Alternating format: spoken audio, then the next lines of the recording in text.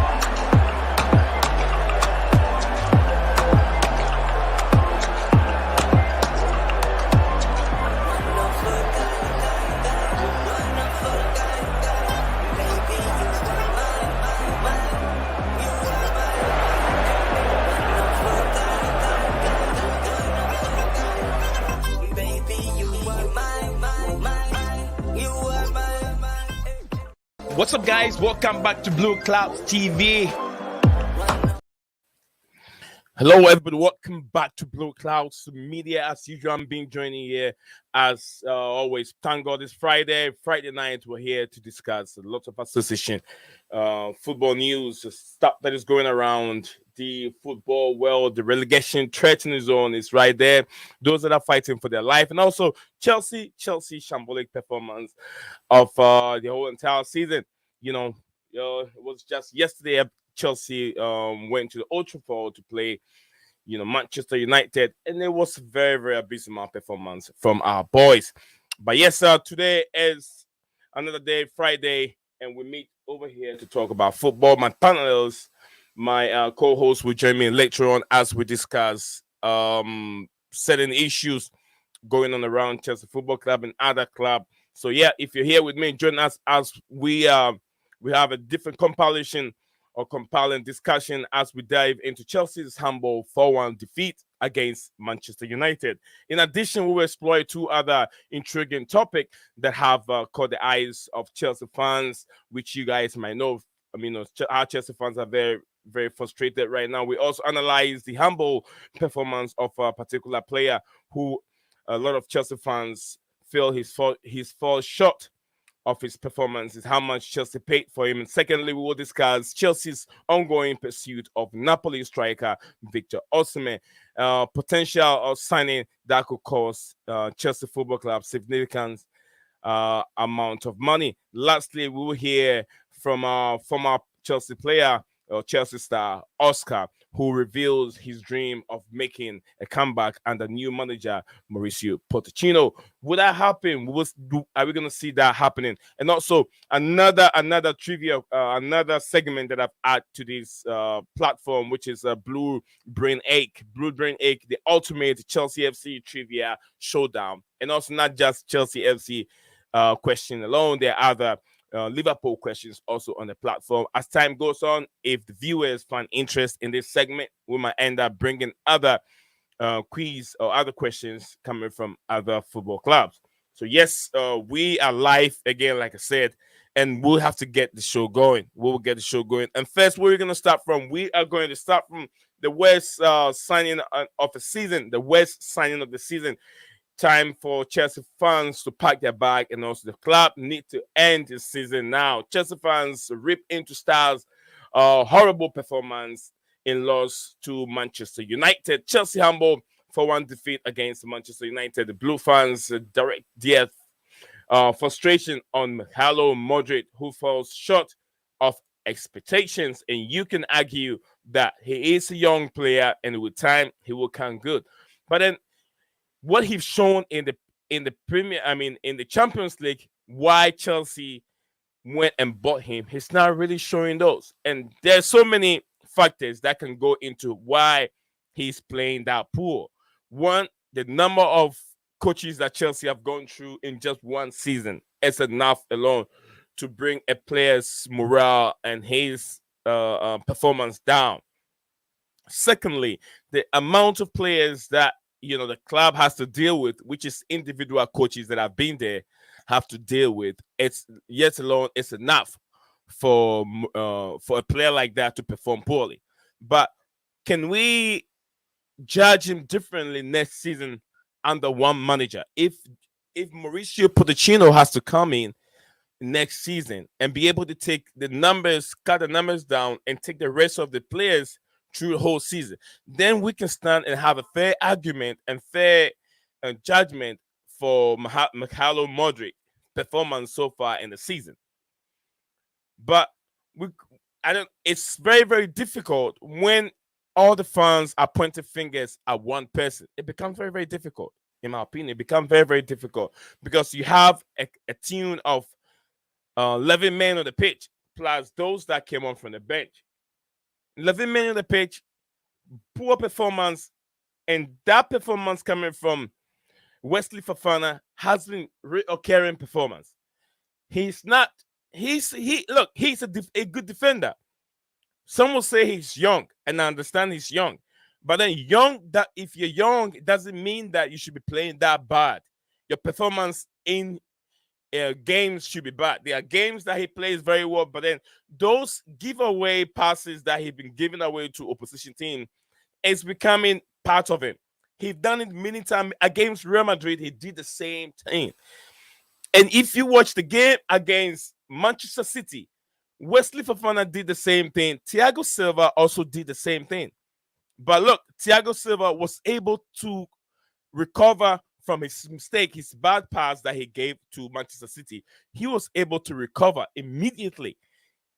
Wesley Fofana don't have that ability to smell danger. He doesn't have that ability to smell danger, like I said, to be able to recover as soon as he make that mistake. So anytime he makes those awful passes coming from him playing out from the back, Chelsea end up getting punished. Yet alone, you don't want to go to the Etihad and make those mistakes and give them chances. Yet alone, they can create their own chances, more or less, for you to go there and create chances for them, which I think that was very, very bad performance, repeating performance coming from Wesley Fofana. He did the same thing with Real Madrid, the same thing yesterday against Manchester United. Awful pass from him, building up from the back. Those mistakes will come. But it shouldn't be that easy for you to pass to your opposition team. They can create and score, more or less, for you to give them chance to score against you. Welcome to the stream, Mr. Ryan. Thank you, Nee. Good to be here. Am I audible? Yes, you're good. Thank you very much, sir. And commiserations. Chelsea suffered a heavy loss yesterday against, I have to say, mediocre Manchester United. They weren't in full gear and have some injury problems as well. I'm sure we'll go into detail discussing Chelsea's performance, and there's certainly some strong words I think need to be mentioned about specific individual performances. Yeah, I agree. Specific individual performances, just like Ryan just said. But then, if the whole fan base is pointing fingers at one specific player, which I think that would be wrong, because the whole team hasn't performed the whole entire season. Our performance yesterday was very, very bad. We have glimpses. We've played against other big teams like Manchester City a week ago, where Chelsea played very, very well, but then the same problem, which we could not find the back of the net, which we could say, okay, we understand we cannot score. But then the performance against Manchester United were not that extraordinary. Well, should we put fingers at the manager's selection, Ryan? Would you say the manager's selection was not the best, although he was trying to rest players? Rest players for what? No, I mean, I know I've heard that argument that he was trying to rest players, but I don't believe it. I think Frank Lampard, he's not the best when it comes to, I think, preparing a team, especially in big, difficult games, setting them up tactically, team selection. I don't think these are his strengths. Having said that, whichever players he'd put on that pitch yesterday, I think the end result would have been the same, just because the morale is so low across the squad. And you see Frank Lampard's body language on the bench. He's got his arms folded. He just looks like he actually wants to get out of there. He feels like he's had enough. I mean, just compare when he joined as the interim coach, his first press conference. Very He happy. he hinted at it. He was very happy. He was very positive, using upbeat language, and he also said, who knows long term. I'm not here just for the until the end of the season. I and he hinted, that he would be willing to stay beyond the end of the season, and compare that to his language yesterday post match, or I think it was before the Man United match. He said flat out, "I'm not staying after the end of the season in any capacity." So that kind of shows the journey he's been on, and I feel for him. I think he's just out of his depth. He needs to go back to the championship and just build up some confidence, and at a lower level where it's less competitive, and he needs to just, I think, as a footballer, he understands the game, and this is one of the best midfielders box to box in the history of the Premier League. But management is different to playing. I agree with you 100%, Ryan. I agree. But who will give Lampard a second chance? And I wouldn't say second chance. Who will give Lampard a job again? His performance in the Premier League is the worst of all the managers in the Premier League, to be honest with you. He left by losing so many games. He's back again, and he can hardly win a single game. Who will give Lampard a chance to, take over any other position in terms of managerial position, even the championship? Maybe he might get in the championship, but I found it very difficult for any team to give Lampard a chance again. Premier League, I don't see that happening. Not in the Premier League. No, Nizan, and that's a good point. I think he might actually need to look abroad and kind of rebuild his reputation. Mourinho, he had achieved so much, and he reached the peak of the mountain, and then he's falling down the slippery slope. Correct. Lampard is just starting out. He's had a succession of failures, so it's going to be really difficult for him. I agree. I think he needs to kind of get away from the Premier League or English football and just rebuild his stock. Thank you very much, Mr. Steven. Guys, I know there are some comments over there. I can never come over here and then, not to say anything in the comment section. I've seen Patrick there. I've seen Desmond. Big up to you, Desmond. I've seen Desmond in there. Mr. Patrick, as usual. Tony, big up to you, Tony. Then Makim, as usual, retaining. Those are my usual viewers at all time. And also we have Tony. Yeah, Tony is right there. I'll read the comments as they come in. Thank you everyone that is joining us on the platform. As usual, Fridays we are here discussing football matters. And then also we've added some new segment to the show, which I call the Blue and the Red Brain Aches, the ultimate Chelsea FC, Liverpool FC. Trivia showdown. It's going to be some questions that will be asked. So I'm very happy Ryan is right here. I want to know how Ryan knows his football club. And also, I was expecting Steven was supposed to join us here, but I don't know what's going on. I haven't heard from Steven, but maybe later on, Steven will get us, will join us here, and then he can answer some of our questions. But before we get on with the topics, let me read some of the comments that we have here, and I'll start from Phantom of Many Topic as usual. It says first to hit the like button to be says Todd Bowley need to sell Manchester United so Uncle Ten Hag can monitor the boy. That's coming from Phantom of Many Topic. He went ahead and said if Dortmund wins Bundesliga, I will be making a victory video. Yes, put your video down and we will give it a like. It looks like Fulham finish ahead of Chelsea for the first time since Ken Bates era. All right, thank you very much, Phantom of Many Topic. As usual, much appreciated for joining us here most of the time. And I 123 love you. I 123 love you forever. Said hello, Nick Zion, and to everyone in the chat. Hope everyone is doing well. Yes, thank you for asking. We are doing very well, and I hope you're doing wonderful. Wherever you found yourself. I hope peace be unto you too. Desmond said all football updates, absolutely all football updates. Patrick said a big up Phantom most importantly, big up to yourself, Nee. Thank you very much. And also, I have missed your daily stream. I hope you are well, mate. I'm doing very well, my brother. I'll be coming back very soon. Like I said, there are summer, and there are so many things behind the scenes that I'm doing. So what I'm doing is little clips here and there and shorts to keep you guys updated. But then the daily stream will be back again and will be much, much more better once I'm done with what I'm doing behind the scenes. Patrick, I know you guys own this platform, and I know Patrick, Tony, Makeem, and I123, Ryan, Steven, you guys own this platform, and I cannot do this without you supporting it. So I know you guys miss it. I miss it myself. Something that I love doing every day.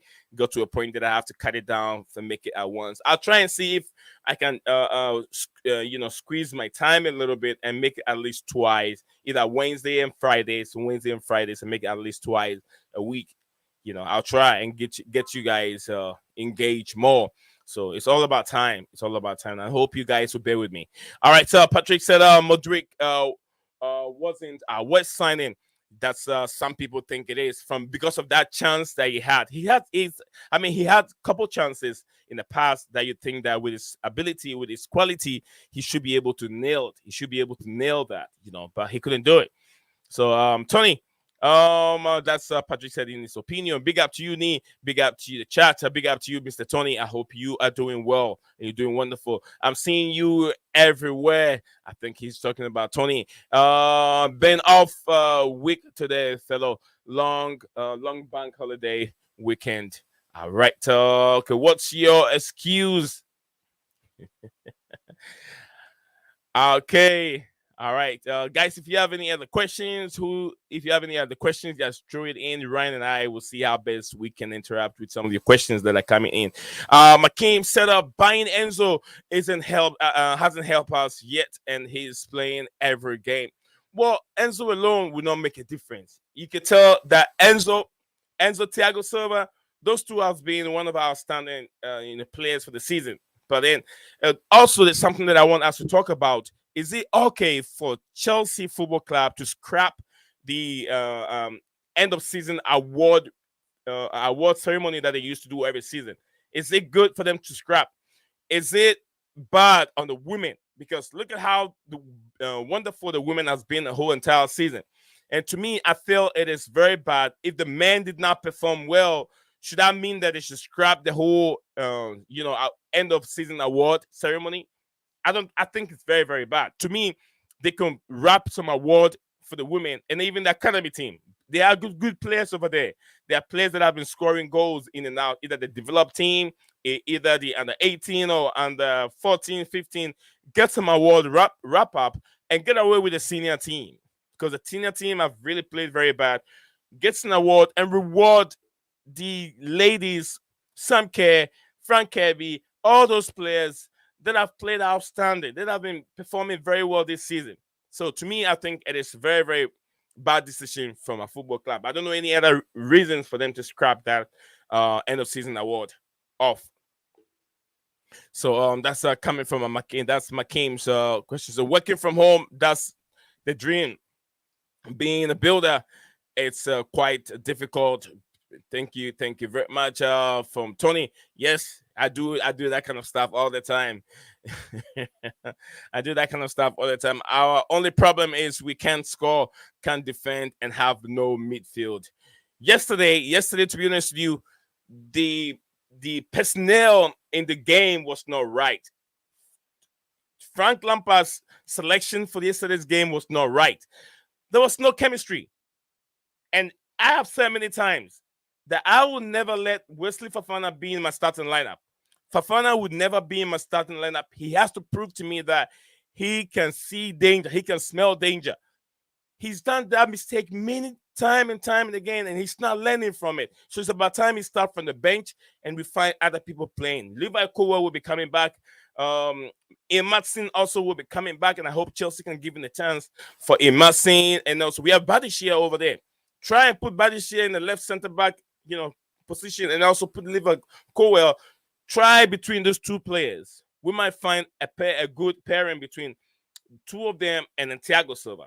Weston Fofana have to learn from Thiago Silva, and then the next season there will be so many games there. Fofana can start from the bench and learn not to start games, in my opinion, because those mistakes are becoming an episode from Wesley Fofana, and we have to look into that very deeply. Makim said, slandering Mount and praising Enzo is just crazy. Mount, to be honest with you, I think he has to do with his management.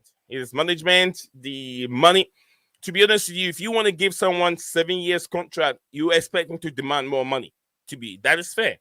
7 years contract, you should demand more money. And then that can even go against Chelsea Football Club in the other way around. Because if Mount is now performing and you put on a contract, you give him that much money and it's not performing, it sits on the bench, the club goes at loss. I know Ryan has a different narrative or different opinion on that also, which he's going to share his idea on Mason Mount as we move forward. Okay, Tony said carpenter, but do brickwork. All right, guys, let's a little bit. I know I use brick. Okay, Enzo has been stranded in the midfield, playing a back four with no DM. Just makes zero sense from how I say things. So, which, like I said, Enzo Fernandez alone will not make a difference. Big up to you, Kim. So I hope you're doing very well, Kim. So I'll come back to the rest of the comments that we have here. Okay, we don't have that many. We don't have that many. Kim So said, Tony said, definitely scrap the men's award, spend double on the ladies. It is true. I agree with it. Definitely. Modric is a shit player. Warner was better.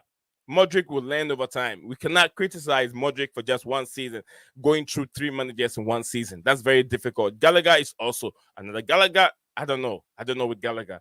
He's got a lot of experience in the Premier League and he should be playing better. Chelsea are shit, coming from Tony. Okay, Patrick said this to Tony. Funny that I'm looking into carpentry, more of the locksmith side though. Okay. Kim So said I found a new passion in MMA. Football is trash. Yeah, I know Kim So love MMA.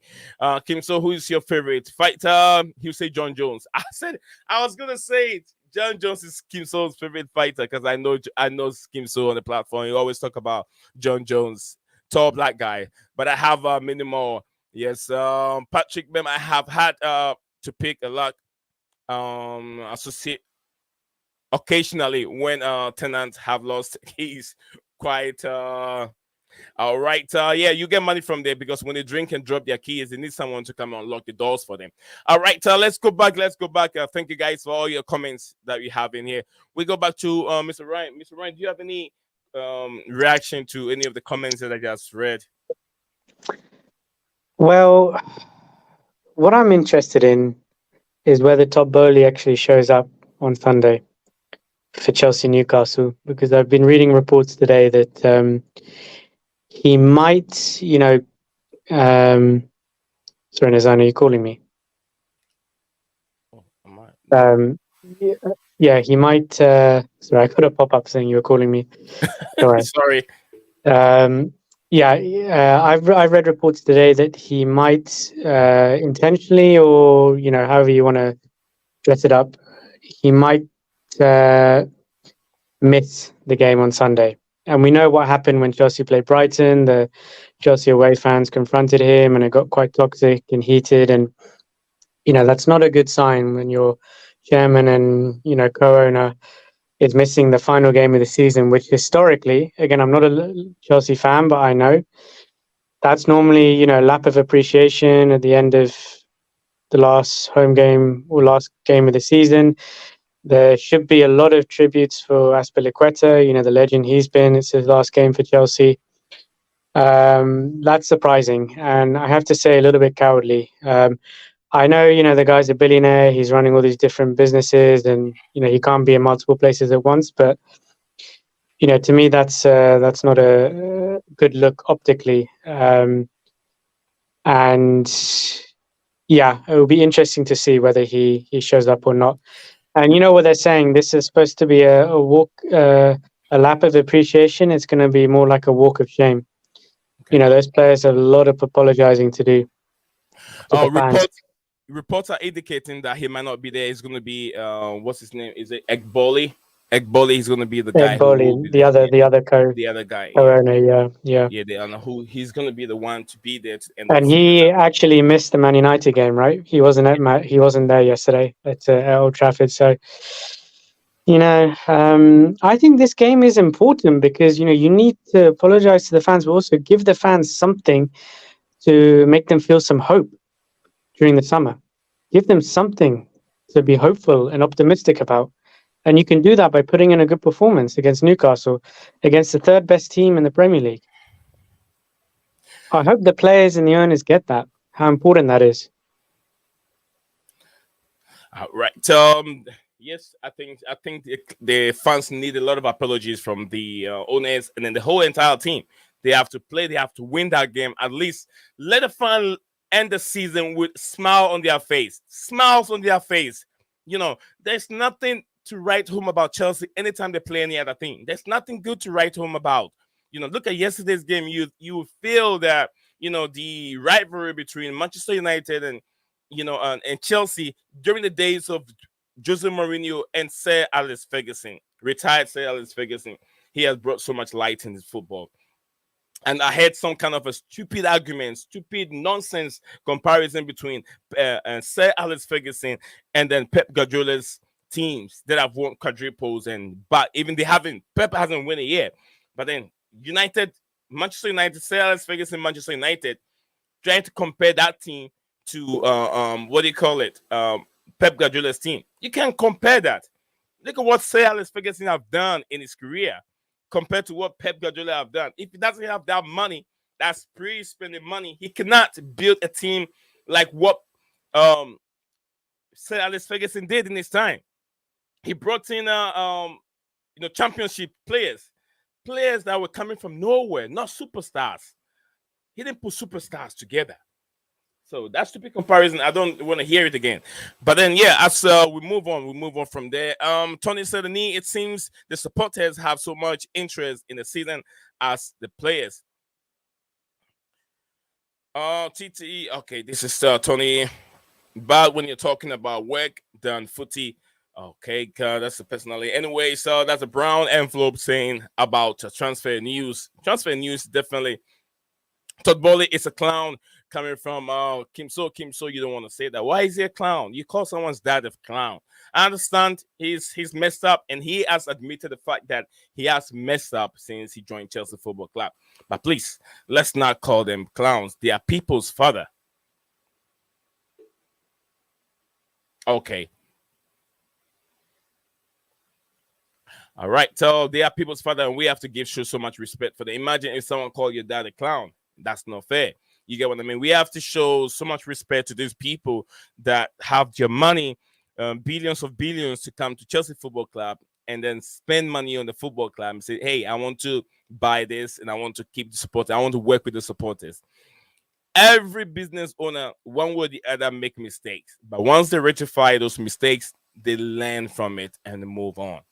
So let's not call them. I'm always against people that call these football owners names, because it's very, very bad. It's not easy having thousands of employees that you're paying. You're paying some people $250,000 a week, $35,000 a week. $150, and you're talking about people that you've been paid $150, about 5 people or 6 people on $150 a week. It's not an easy job, man. It's not easy. So we have to show so much respect to Todd Bowley and those in charge of the football club. Roman Abramovich, so much respect to him. If you respect Abramovich, you have to respect what Todd Bowley is also doing. It takes time. One season. It's just one season. Chelsea has been bad under them one season. If it continues another season, then we have a discussion. Then we're going to have a discussion. No one knew that Mahalo Modric was going to come to Chelsea and perform that bad. No one knew it. You cannot tell. We all knew how good he was when he was playing at Shakhtar? Yeah, he was at Shakhtar. He was playing very well. We showed glimpses of him in the Champions League and how he could take players on. So we expect him to play better when he joined Chelsea. We never expect him to be like this. So we know he will come good, but just one season under the owners and these players. Let's see what Mauricio Pochettino comes over, take the whole team for the whole season, and see the difference between one manager taking in charge of the whole team versus three managers coming in one season. Plus all that we've gone through the takeover and all that. So it's a lot that you're trying to consume in one season. It affects the players' demeanor, players' psychological way of doing things, and then also fitness level is not there. But once you bring in a new recruitment team, a new manager, he knows he has a different way of taking players through. I'm talking about how would I say it? Forget the right word. The physical nature of the players will be much more better compared to what we have now. So 50-50, it can go either way. Welcome to the stream, Mr. Steven. You're right, guys. Sorry, I was just watching something. I completely lost track of time. Oh, that's okay. That's okay. I was like, what is taking Steven so long? Let me. I tried to call and then I end up calling Ryan and you at the same time. So, Yeah, all that's right. my bad. Yes, we did have the discussions here. We talk about. Have you seen the table of contents, Steven? No, because as soon as I realized what time was, I literally just jumped on. Okay. All right. Tony said that it seems the youth project Bowley has dream of will include a few seasons of pain for the supporters, which yes, it Not is necessarily. understandable. We don't expect. Go ahead, Steven. Not necessarily, because we know how Poch works with younger players and how much he can get out of them. And also, look at it this way. For example, Enzo, right? How well has he done since he came in, right? He's immediately had an impact, right? I'm not saying everyone we get is going to have that impact. I'm just saying they would have been here now for a few months or a year in some cases. So with a preseason under Poch and the way he wants to play, you would think we can get some good results and stuff early doors. All right, Stephen, if you're joining us, we've added, remember we talk about some new segment that we're about to add to the program. I've added some new segment, right, called the Blue Brain Ache, the ultimate Chelsea FC trivia showdown, which I've also added some Chelsea questions and also Liverpool questions. I want to see who knows his club the best, you and Ryan. I have the answers here with me, so I cannot ask myself the question, but yeah. If I have a producer, then the producer can take the three of us on and ask us the questions. But then right now I don't have a producer. I'm the producer, I'm the host, I'm the content creator at the same time. So I cannot ask myself the same question. So since I have you and Ryan here, I ask you the Chelsea questions and I ask Mr. Ryan the Liverpool questions and see who knows his club the best. You know, Liverpool, in terms of Liverpool, probably Liverpool has deep history. They've started winning trophies for quite a long time. So Liverpool questions might be a little bit more tricky than Chelsea because our history hasn't gone that far. Probably, I would say since 2000, our history become much more Okay, better. now you're playing into the rivals' hands. Okay, all right, I'll keep it there for now until we're getting close. We've done 34 minutes of it, and guys, if you're also free and you're watching us, you want to join us on this platform, feel free. The link is right there. You can also join us here whilst we sit over here and work for shit. Okay, Mr. Patrick said that they've got to get the summer window right, TT. Otherwise the owners are living off borrowed time for the whole decade. All right, that's a comment to Tony. All right, Tony also said that midfield generals like Casemiro eat youthful midfield for breakfast. All right, Tony said neither owners have made mistake after mistake. Every professional, very unprofessional for so-called professional business owners.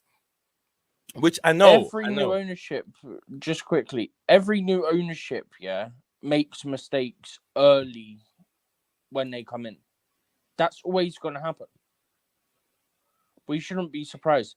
Has there been maybe a few too many? Yes. But you should expect mistakes because they're new to this. And they had so much stuff they had to deal with coming in, especially after we got hit with the sanctions and stuff. It made them have so much more to do than a normal ownership would have in a short window, because the old ownership couldn't do certain things because it wasn't straight in because of the whole sanctions meant we couldn't sign players to new deals, etc., etc. So you got to look at some things and say, okay, that you can like let them off. And like I said, of course, some things, yes, you can blame them, but other things, it needs to be recognized that, like, okay, that's understandable. It's their first 12 months. Yeah. So yeah, some things I would allow, other things I'd question. But to question everything, I feel like it's a bit harsh. And by the way, Ecuador are 1-0 up at the Under-20 World Cup, and Kendry has scored. You know, the 16-year-old midfielder? Yeah, the Ecuadorian. Yeah. Chelsea, I think Chelsea, 21 years old? No, 16 years old. 16 years old. He scored the goal to put Ecuador 1-0 up. Oh, that's great. That's great. The future is bright, guys. The future is bright. We have Santos. We have Santos there. We have Kendrick Pierce. Also, this Chelsea have nailed down on this place. Kendrick Pierce might join Chelsea probably 2 years time. 2 years later. Hang on. When's his birthday? He's literally only just turned 16 on the 4th of May. So, yeah, 2 years. Welcome to the stream, Mr. Is it Patty? Can you hear me? Hello? Hello, what's up, bro? Can you hear me? Hello, can you hear me? Yeah, I can hear you. Welcome to Blueclouds Media, brother. Hello, up to chills. Up to chills, bro. This what I think it went off. Are you there? Hello? Yeah, I can hear you. Yeah, we can still hear you. Yeah. How's everyone doing? We're doing all right, bro. How you doing? I'm not too bad. Can't lie. Other than footballing matters, I'm not too bad. Okay. What's going on in your mind? Drop your 12 cents. Brother, there's too much on my mind right now. The only thing that I want to focus on now is the summer window. I just want to get this season over and done with. I pray that Pochettino and Bowley, they're discussing about the summer. They've got to get this right. For the sake of our next season, they've got to get the summer right. What do you make of the rumors surrounding Chelsea Football Club with one, striker who is on top of his game in the Italian league, which is Victor Osimhen? Will you prefer the owners to bring him in? Osimhen? Yeah. Osimhen's probably my number one target, Why is that? For striker, I mean. Because we need a world-class striker.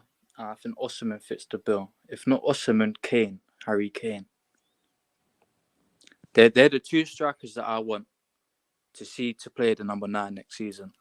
Don't you think it would be a very, very big risk bringing in as a striker who hasn't played in 2 seasons for Napoli, but just 1 season and scored so many goals? Yeah, it would be a big risk bringing him to the Premier League. Yeah, you've got a point there, but Enzo Fernandez was a big risk. 120 million.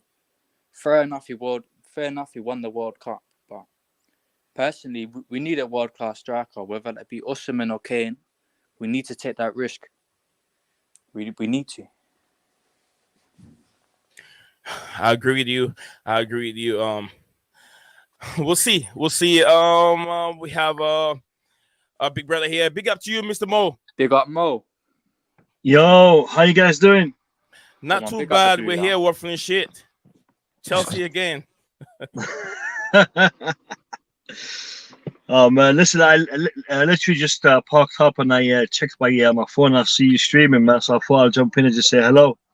Oh, yeah, nice of you. That's nice of you, brother. Nah, it's all good, man. How you guys feeling about what's happening, man? Terrible. All right. Yeah. Go ahead, Patty. Man, it's terrible. Like what other word than terrible could you sum up this season for Chelsea right now? It's the worst in the Premier League. In Premier There's a League history, four-letter this is word our beginning worst with season. S. What did you say, Steven? There's a four-letter word beginning with S that I wouldn't say on YouTube because I don't know what they allow or not.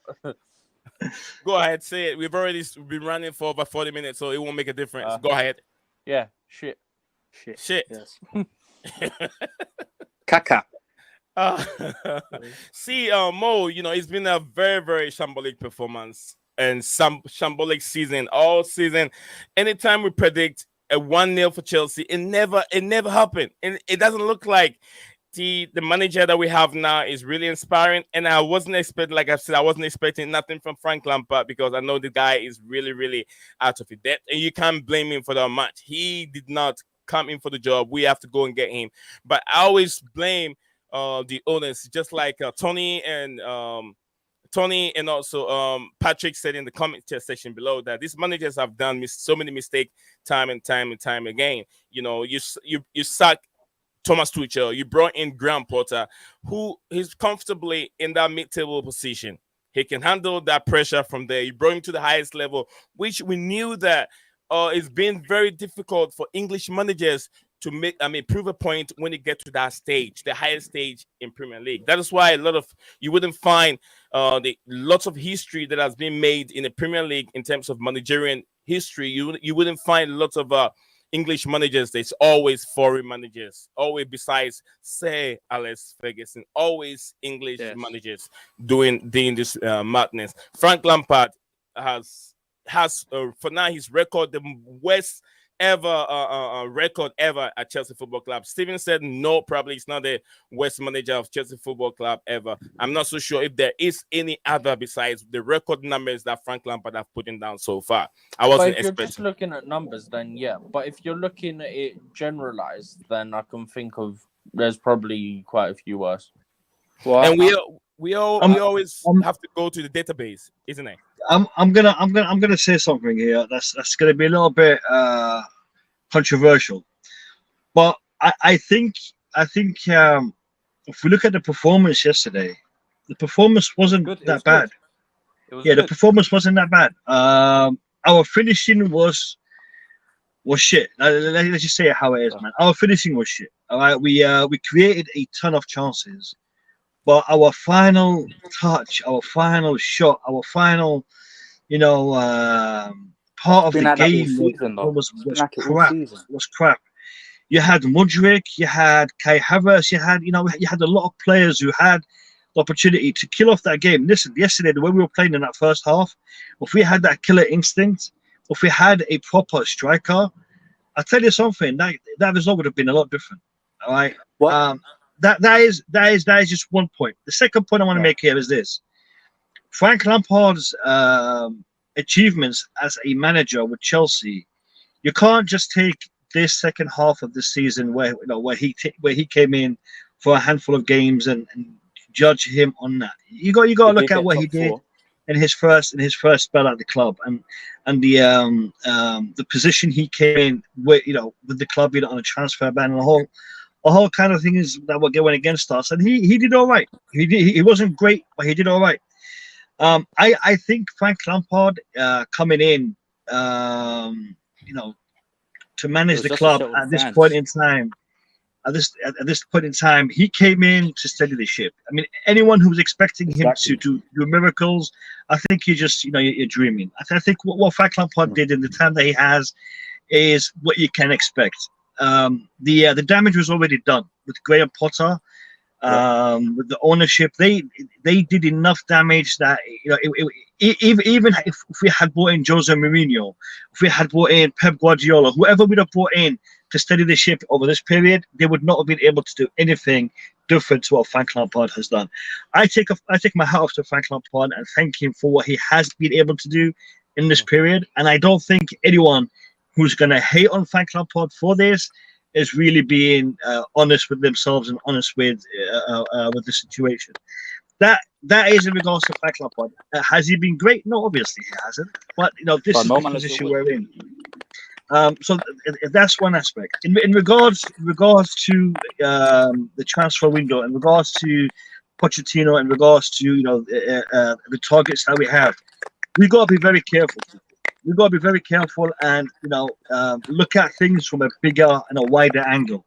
You see, a lot of us, me myself included, we were very happy to see Todd Bowley and the ownership splash out the cash, but we weren't. We should have been a little bit more critical. We should have been a little bit more, grounded in the targets that they were going for and the players that we're going for. Mudryk is a very, very talented player.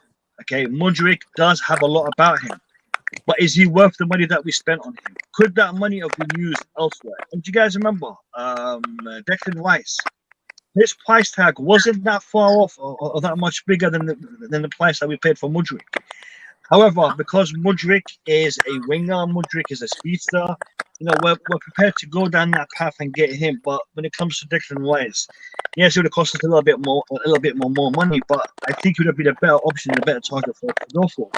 But that's the thing. We need to be a little bit more critical when it comes to these transfers, and not every player with a big price tag is necessarily going to be a success at Chelsea. Just wanted to put that out there, guys. Sorry for taking up too much of your time. No, that's all right. Whilst we still have a year, what's your take on the current rumors surrounding Mason Mount getting close to Manchester United? Look, Mason Mount. I think he's someone who is being mistreated. Yeah, definitely mistreated by the fan base. And I'll tell you why. There are people out there on social media who make a big thing over Mason Mount.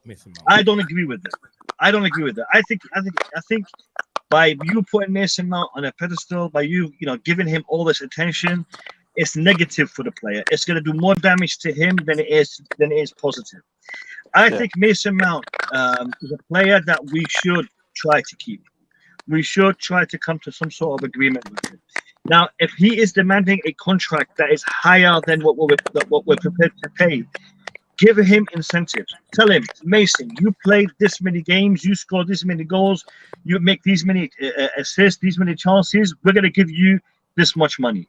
You don't do this, you're going to get a basic salary. All right, give him, whatever. I think they offered him 200. Offer him that 200, but put on these add-ons. If you achieve these targets, if you score 15 goals next season, we're going to pay you this much money. If you score, if you create 15 chances, if you do this, you do that, we'll give you these incentives. By doing that, I think you will be able to reach some sort of agreement with the player. If you don't do that, and you do let him go to Manchester United, Liverpool, Arsenal, whoever is on his case, I think in the long run, we're going to regret it as a club. We're going to regret it because Mason Mount is a very good player, is a talented player. And Mason Mount, in my opinion, he's one of those players that he needs to feel appreciated for him to perform.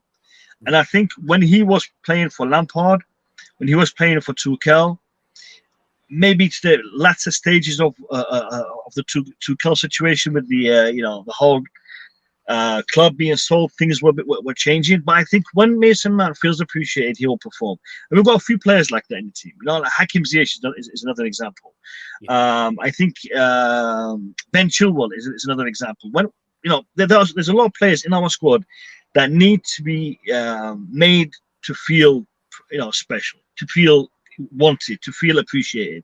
When they don't feel that, Aubameyang, another one. When they don't feel that, they don't perform. And again, these are human beings. These are people like you and me. When we go to work, if our manager is giving us a hard time and doesn't make us feel like we're welcomed, appreciated, we're not going to have the productivity that we'd have had we been showing that love. So, I'd like to see Mason Mount stay, but if he doesn't stay, and if he does go, I can understand why, and I wish him all the best. And then one more question, Mo, before, because I know I'm not going to have you for long. What do you make of this same mistakes coming from Wesley Fofana? Do you think he's ready to start for CFC, or do you think it's okay for him to start from the bench? Because those mistakes he's done it a couple times in many games. I think Wesley Fofana is a fantastic player. I think Wesley Fofana is potentially one of the best players that we can have in that position. However, these mistakes that he's making, you can say the same about pretty much all the players in the team right now. All the players are making mistakes. Him being a defender, just as a goalkeeper, I mean, a goalkeeper can make 2-3 mistakes in a game, and then that's it. He's done, because he is that last line of defense, and a defender is also like that. His mistake is going to cost. You can say the same thing about Mudryk and the chances that he missed. The same thing about Havertz and the chances that he missed. Okay, the only difference is Fofana's mistakes, end up with us conceding a goal. But we need to be critical, but we don't need to be jumping down these players' throats and causing them hate and causing them grief. This season has been bad. It's been bad from top to bottom. I bet you anything, if you go to the canteen in Cobham and order fish and chips, they're gonna taste nasty right now, because everyone's doing shit. Everyone in the club is not performing. All right, so we need to look at this season as a write-off. Okay, next season, Pochettino, let's work. No, let's start fresh. Let's give it another go. And look, I am one of these people who do not want to see Chelsea being, let's go for top 4. I want to see Chelsea go for that title, challenge for that title. But I also understand, I also know that we are in a very, very bad position right now. And this transition period hasn't gone smoothly. All right, Newcastle had a new ownership, but those guys managed it differently. Okay, they are smooth sailing, and they're in the Champions League. And next season, I'm only expecting better things for Newcastle. We've not had that. All right, we've had an ownership who's come in here with a mentality and a mindset that does not suit football. All right, they've come in and they think they know better. They think they know how to run football. They don't. They don't understand the sport. They don't understand the tradition. They don't understand the culture. They don't understand the fan base. And because they don't understand that, and they are trying to implement their own strategy and their own philosophy, they have failed. Okay, and we are the ones who have suffered because of their failure. We, the fan base, we, the Chelsea, we're the people who want to see this, and who wait for every game and wait for every kick and every goal and every result and every point. And we are the ones who are currently suffering because of these arrogant owners and the way they have approached this. Now, I know, and I've read, and I know you've reported on this as well, Lee. Todd Boehly is taking a step back. And I hope this step back that he is taking is one that he does not, what's the word here, go back on. Like, stay away from Chelsea Football Club. I beg you. Come, watch the game, sit in the stands, cheer the team. Don't go in that dressing room. Don't interfere. Don't go anywhere near any footballing matters. All right, you've got people. You brought in some people with a good know-how, a good understanding of the game. Let them do their job. Let them do their work. Let the directors do their business. Let the scouting team do their business. Let the manager and the players do their thing without you interfering. All right. That's right. I read that Todd Boehly personally singled out players in that dressing room and gave them a bollocking. Now, can you understand this? Okay, you are a football player. You have grown up, okay, from the young age, playing football, watching football, learning football, becoming a professional football player, and then you get an American businessman who knows nothing about football come in here and start telling you you're shit. You don't know how to. Who the hell are you to tell me that I'm shit? So this is going to have a negative impact. Him telling Graham Potter, you can't have him in the Champions League squad. You can't. This is all, I don't want to swear here. This is all, not nice. This is bad. Like, you can't be doing that. You cannot be doing that to the team, to the squad. All right, so hopefully this, step back that he's going to do. Look, go to America, focus on, the Dodgers, the Lakers. Focus on your business, make some more billions, and invest it in the club. Yeah, but just leave the club alone. Don't talk about football. Don't tell me that we're going to beat Real Madrid 3-0. Don't be giving me all this. You don't know this stuff. Yeah, just stay away from that. Stay away from that. Mo, you know what? I'll just back Todd Bowley a little bit in terms of what you got said. I know it's a different culture, but here in America, they're used to it. Hockey players, ice hockey players, coaches, basketball team, hockey teams, and all these teams, they are used to that kind of environment where during break time you can see the owners, the coaches they all walk into the dressing room and give them their peace of mind on how the game is going. I understand, but he should have make a little bit of research and find out people that have been in the sports, in that culture, in the British culture or the UK environment, for them to tell them how they do it in this country. You get what I'm saying? Because he thought the kind of style that he does, they do it in the States, can work here in the UK, which I think it was wrong. Yeah, you're spot on, Lee. You are 100% spot on, and I agree. He understands American sport, American sporting culture. He understands that, no doubt about it. He's been successful in America, no doubt about it. But when it comes to the Premier League, when it comes to football, and I'm talking about real football, not American football, I'm talking about what they call soccer. All right, when it comes to this is different. This is a global sport. This is a sport that is followed by people all around the world. Chelsea today is a global team. I mean, look, you're a YouTuber, I'm a YouTuber.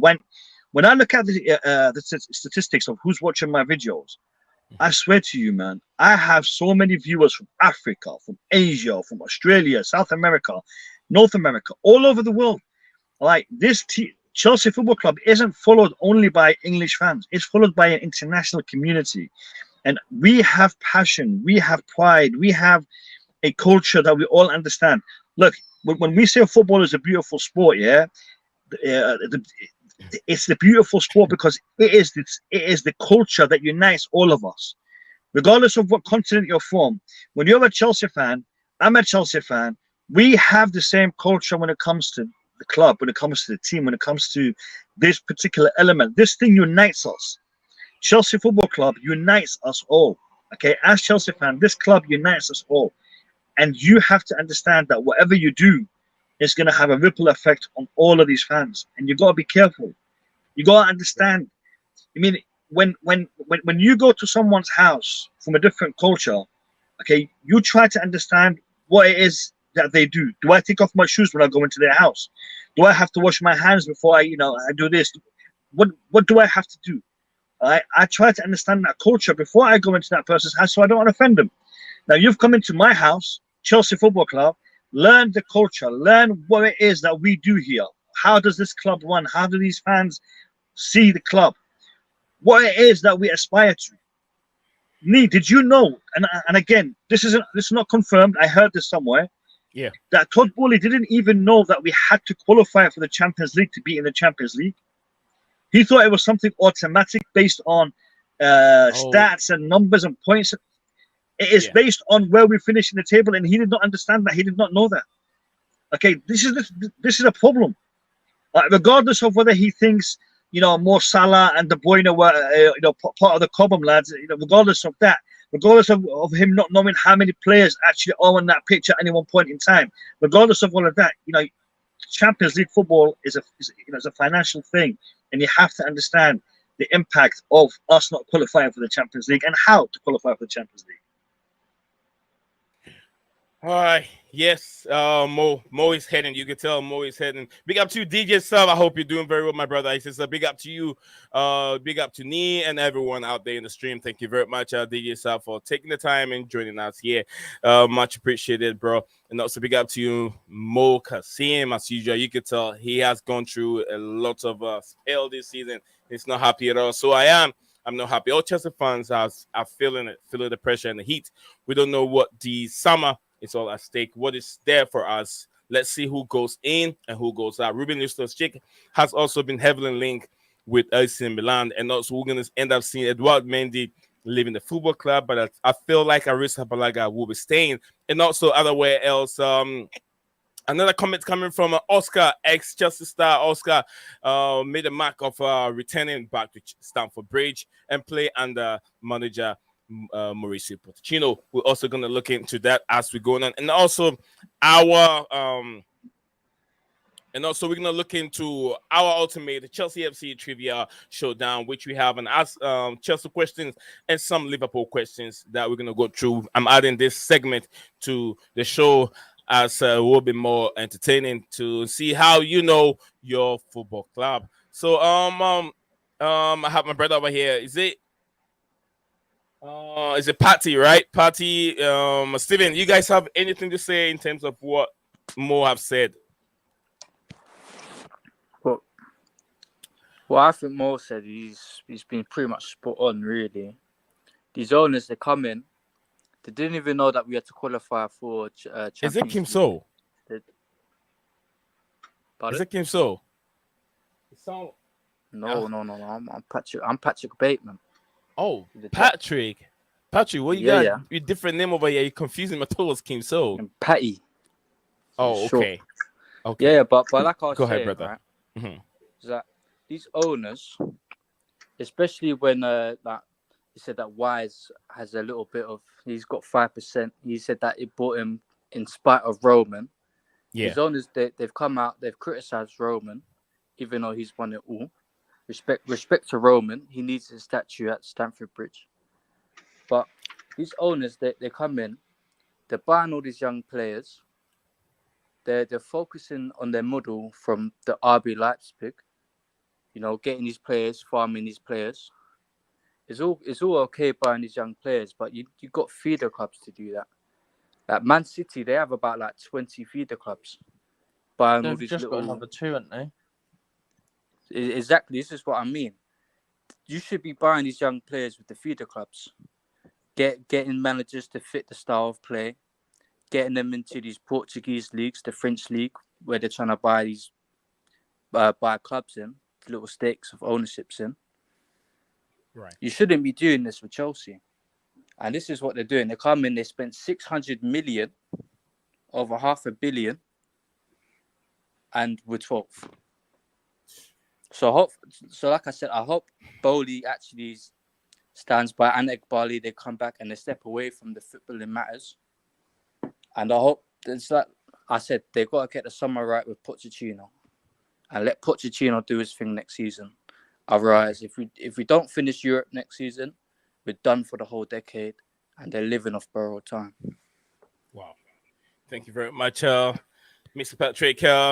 Thank you very much. Steven, you have anything you want to say in the reaction to what freshman? You see freshman over there? Mo, he doesn't look happy at all. He doesn't look happy. Come on, smile, man. Mo, smile, man. Another season will be here again. Okay, what do we have here? We have this is coming from Tony. So selling Mount would just be another mistake to add to the list. That's from Mo. Tony also get genuine supporters don't blame Frank. Many don't blame Potter either. We started with a bad preseason and made too many mistakes. I do believe Tuchel should have been given the season through, though. Okay, that is Tony. Thank you very much for your comment. Tony said that 200K will be a fair amount with incentive for goals and assists, but considering Kalidou Koulibaly is on 290K, I can understand players wanting higher wages, which makes a lot of sense. I know there's been some comparison. Sterling and Orba both on like 300, 320. Yeah, Sterling is over. Yeah.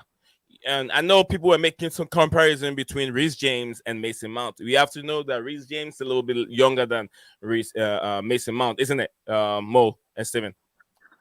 In regards to Reece James is a player who is one of the best in his position. And he is also a player that is irreplaceable when it comes to Chelsea Football Club. In regards to Mason Mount is a fantastic player, but Mason Mount is not someone that is difficult to replace. All right. I think that needs to be taken into context when we're talking about the contract negotiation. Mason Mount is also homegrown, so he's already in the club. Well, in regards to Koulibaly, you're trying to buy him, you're trying to sign him, then you have to offer him an incentive to come to your club. Therefore, you're going to have to offer him a little bit more money. Now, I think the situation with Mason Mount needs to be addressed in this way. Is Mason Mount able and willing to accept these incentives? Because I think if he does accept them as incentives, like I've outlined them earlier, and they're not offered to him, I think then that is a massive, massive problem. Now, I know, he'd ideally want to have that contract that he believes is fair for him and his family, because again, he's looking out for himself, and this is his career, this is his livelihood. So for any individual to be looking out for themselves in this kind of situation, you can't criticize him for doing that. This is his job. So if he doesn't get what he is requesting, and he does end up moving elsewhere, I believe it's a loss for us, and I think it's a matter of how we are able to address this as a team. End of the day, if Mason Mount does move on, Chelsea will still be here, and we still have to develop and progress. Do we have players that can fill that spot, fill his shoes? We do. We have a player who's currently here on loan who we could potentially keep. He may cost us down the road more than it would cost us to pay Mason Mount. I'm talking about João Felix here. So he would cost us more money to keep in regards to maybe a transfer fee and the contract. So it's a balancing act. And how does Todd Boehly want to approach this? The flip side to this is this: if we do end up selling Mason Mount, he would generate 100% profit in regards to the transfer fee, because he is a player that came through our academy. Therefore, he didn't cost us anything to bring in. So when we do sell him, that transfer fee is 100% profit. However, I don't think the £55 million transfer fee that has been talked about is a good reflection of Mason Mount. I think Mason Mount is is a player of a higher caliber, and for us to sell him for that kind of price, I think will be we're actually selling ourselves short. I think he can demand a higher transfer fee. 70 million, it would be a minimum for me. Apparently, more that's our sort of fee, isn't it? It's about 70-80 million is what we're asking. Yep. More, you did talk about contest regarding Reece James and Mason Mount. Reece James, barely play. He plays games, but majority of the season he's gone through injury. Mason Mount, as you said, we can replace Mason Mount, easy to replace him. But then he's a guy that whether the season is going wrong, good, whatever, you can see Mason Mount has been playing so many positions. He's been playing a number of games more than Reece James. So it's not questionable if he's asking for more money or even trying to compare himself to Reece James. That's a valid point. That's a very good point, actually. And a lot of people don't know this, but Mason Mount was actually playing through an injury. So Mason Mount, his last, I think, 10, 15 games when we saw his form dipping, he was playing with an injury, and he was playing through the pain barrier. He was, still trying his best to compete for his position to play for the team, even though he was carrying an injury. And I agree with you. Availability is probably the best ability, and with the situation with Reece James, and from what we understand now, his injury has also been, as they said, it's been what's the word that they used? What's the word that they used? Re-aggravated. Aggravated. Yeah, that's it. He aggravated that the injury. That injury.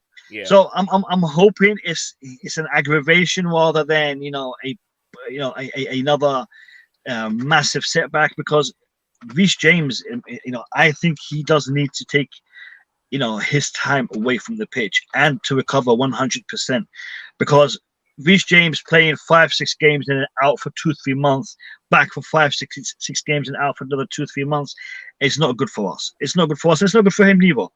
So I think we do need to address his injury properly, and surgeries, physios, whatever he needs to get done, get him to do it. Even if he misses the first half of next season, let's fix him. Let's get him back on his feet properly. We have got Malagusto coming in, so Malagusto could, give him a bit of breathing space in regards to the position that on the right hand side. So we could give Reece James that time to recover properly. I think if we're not careful, Reece James could end up ending his career with these injuries, and we would lose out and he would lose out, and it'd be a really bad look for everyone. Right. The problem is though, Reece James, he doesn't want the surgery, does he? Because of his father. No. Yeah. But you know what else it is? The other thing is, we haven't had a backup.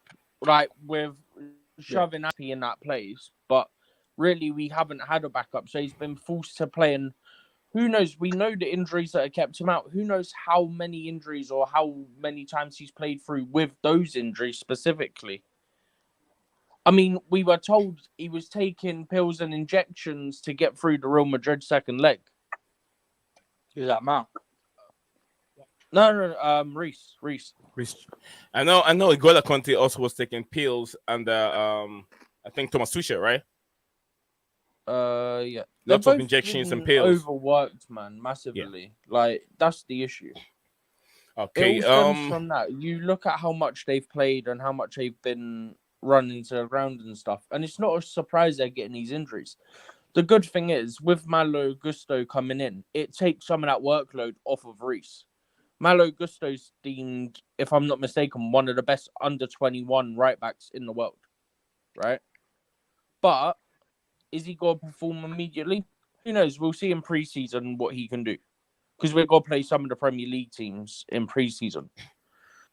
Okay. But it will help to have that backup that's naturally a right back and has got the legs. Aspi don't have the legs anymore.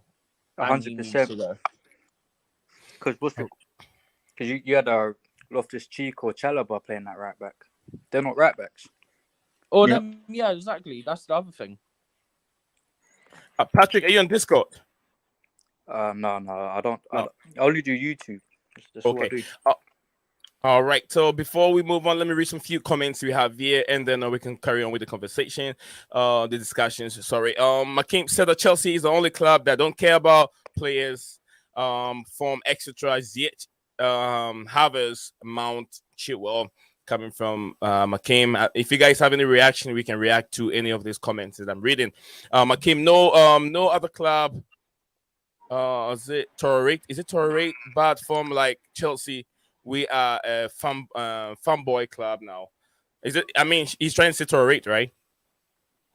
I'm not so sure what the word is. Tolerate, I think they mean. Yeah, I think it meant to say tolerate. Yeah. Big up to you, Nee, and everyone at stream. Coming from DJ South. Thank you very much, DJ. Tony said, "Big up, DJ." Absolutely. Another shambolic performance. Even though I thought we played better than what we have been of late. Felix' goal was class. Absolutely, it was a class. It was a solid effort from Joao Felix. But then I have something to say in terms of what DJ Salva comment said. He said, all right, Tony said, Mo speaking fact. Yes, lots of them are fact, but I disagree with just a little bit. Looks like a decent live stream today. My brother, I'm about to head out to the store and buy some food to make for the holiday weekend, but I will still be listening to your stream. Thank you very much. As usual, I know I123, you never go a day without listening to our stream. And I apologize to everyone that has been listening to my daily stream, and then now I've cut it down to just one stream a week. It's the workload. It's summer. Last year summer I did not do much, so all this work is hanging around for me to do it, and then I have a big project going on, so I'm trying to fit all this, and for me to get the project well done, I have to limit the streaming, but I still keep you guys updated on the little shorts, my short news. Mo, you've been doing shorts? Yeah, my shorts are like videos that I find interesting. Yeah. I clip them and I just I post them. And to be honest, they're doing quite well. I mean, every video I've posted so far has hit a good number of views. But yeah, I'm not so sure about shorts in regards to content, like talking and giving an opinion. It's hard. You don't with know. 1 minute it's hard. You don't have to. You don't have to. I was doing the same thing. I had a problem trying to figure out, these shorts because they're very, very 60 seconds, and it's very hard to try to sit down and trying to carry up a point in just 60 seconds. It's very, very hard. So you don't have to be present. You don't have to be present. Something interesting you think it relates to your target audience, just put it together. 60 seconds to throw it out there, because what is so good about short is YouTube is pushing it. You don't have to push it. Can you imagine I send a short out there and one of my viewers received it in 2 days time? It popped up on the screen. He said, I just received this a couple seconds ago. He said, Blueclouds Media just uploaded this video. And that was 2 days ago. 2 days ago. So that should tell you that they are pushing the shorts more than they do push with our regular stream. They put so much because everyone is moving to TikTok. So what do we do with our YouTube platform? We're trying to get the people to create this shorts instead of everybody's running to TikTok. So that's what they're trying to do. So they're putting more money into the YouTube short, trying to push it for people. So I do even better. My shorts are even doing better with sometimes my regular stream that I sit here and do for over an hour and 2 hours. So I've actually decided not to do any more streams. I mean, streams take a lot of time, and I feel like for a viewer to get to get my perspective, it's better for me to give it to him in a 10-minute video. But the benefit that I used to get from streaming is, I'd get to interact with you guys and, get that debate, that discussion going. And I used to really enjoy that. But recently, I think YouTube is moving away from that, because when I stream, a lot of my viewers don't get notified. A lot of my viewers don't even know that I'm streaming. So, I've decided to, if YouTube doesn't want to push this, and, I'm spending these 2-3 hours creating this content and no one's actually going to get to see it, there's not really much point in doing it. And I'm kind of moving away from streams at the moment. So we'll see what happens next season, though. We'll see what happens. It's true. Maybe we might get all the guys back. They fight up with these losses. It is true. It's very difficult. It's very, very difficult, because you and I knows what it takes to get one stream going. The intense pressure, and then how to come up with the whole thing and title to make it sell, and then you put all this effort and it doesn't even go anywhere. It's very, very difficult. So yeah, I understand what you're saying. So Stephen and Mr. Patrick, do you guys have any reaction in terms of the comments that I read earlier on? If I could just interrupt, I really want to know what Stephen and Patrick think about Osimhen. Oh, okay. Okay. So if you don't mind just giving them that question, I just want to get, and also want to hear from yourself as well, because this is a player that is doing fantastic. He's doing fantastic, but will his ability, will his skill set translate to the Premier League, to Chelsea, or would he be another one of those strikers that comes in and causes us a bit more, what's the word here, stress and more suffering? I want to know what you guys think. Me personally, I want him. He's my first target for the 9 next season, and I'd happily take the risk for him, because he beat Eto's what's it called? The amount of goals he scored is more than any African in the Serie A ever. So he topped Eto's record. But Patrick, you remember Eto did not play just in the Serie A. Eto proved himself more than what Osimhen have done. Eto played in the La Liga. Eto came to the Premier League. He played in the Premier League as well. He went to Everton. Yeah. I think he played in Everton. He played for Chelsea too at the same time, isn't it, Mo? Yeah, but Osimhen is only 24, so he's still got another 6-7 years to do all of that. So he's got time. Yeah. Go ahead, Patrick. And also, obviously, every African striker admires Drogba. The I know there was some PR that came out with him when he was proper younger, like Wesley, in a Chelsea shirt. Yeah. You know, and I still have that picture. I think if you're gonna spend 70 million on a Vlahovic or whatever his name is, or a Tony, I don't see why you don't just risk it and go all on for an Osimhen, and if not Osimhen, Kane, because you need a world class 9. We haven't had a 9 since Giroud. We haven't had a world class 9 since Diego Costa, and personally, I think it's the risk, and I think we should take it. Steven, do you want to go or you want me to go? No, I'll go. Okay. Personally, for me, I don't want him. I think, for one, the money is ridiculous, and he's been there for what, 1 season? Yeah. 3. So before he's been there 3 now. Yeah. Oh, Napoli. Oh, mad. Yeah. Why are we hearing his name just this season? Why is this season has been so consistent this season than previous season? This season he scored. Last time I checked, this season he scored 28 goals. Last season he scored 18 goals. The season before that he scored 10. Okay, so he's slowly improving and increasing in his goal scoring, and this is only goals scored. This is not what's it called, chance created or assists or whatnot. I'm talking about just goals here. I think this season is it all 6 or 7 or assists. just the Premier League? I mean the Serie A. No. This is all competitions. All competitions. Okay. Yeah, Champions League included. And also, one more thing is, I would rather Osimhen on our books and get rid of Lukaku and Oba, because they're both getting paid ridiculous wages. I'd rather them on the books. I'd rather Osimhen on the books than them. All right, Stephen. Even still, I think the price is ridiculous, for one. And I feel like, realistically, we can... Look, I don't think we'll get Kane. I would love to get him, but I don't think we will. I agree. But I feel like for what you'll pay for Osimhen, you can get quality DM. You can get a striker that'll do a job until you can get maybe someone you prefer, like a cheaper alternative. And then, like, there's multiple things you can do. Don't get me wrong. I also want to see another season of him in the Serie A before I make a decision. And also, I think part of it is that we've been burnt too many times recently with players from that league that I'm reluctant for it.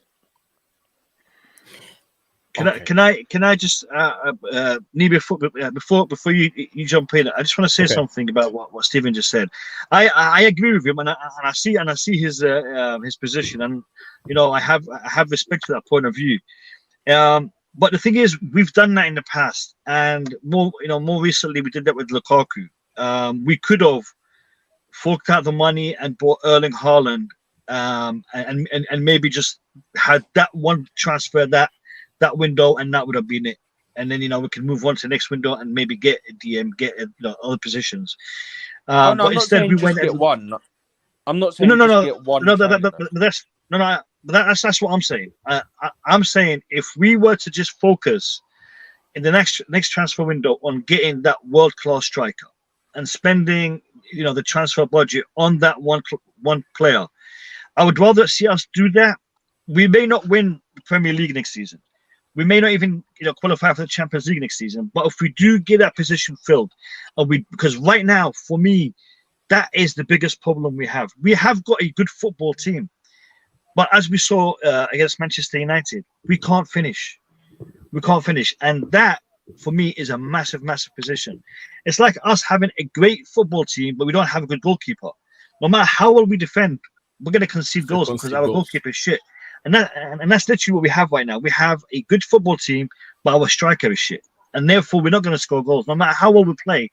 I mean, we dominated the game yesterday. We had control of the ball. We outplayed Manchester United, but when it came to Manchester United, all it took, for them, There's a couple of chances, and boom, boom, boom, boom, boom. That's it. They finished it. Give them a chance, they'll finish it. Okay, we can't do that. We can't do that. And again, the striker is not the be and end all, but it is a massive, massive position. And I understand, Stephen, when he says, it's a big risk. It's a lot of money to spend on one particular player. I agree, it's a massive risk.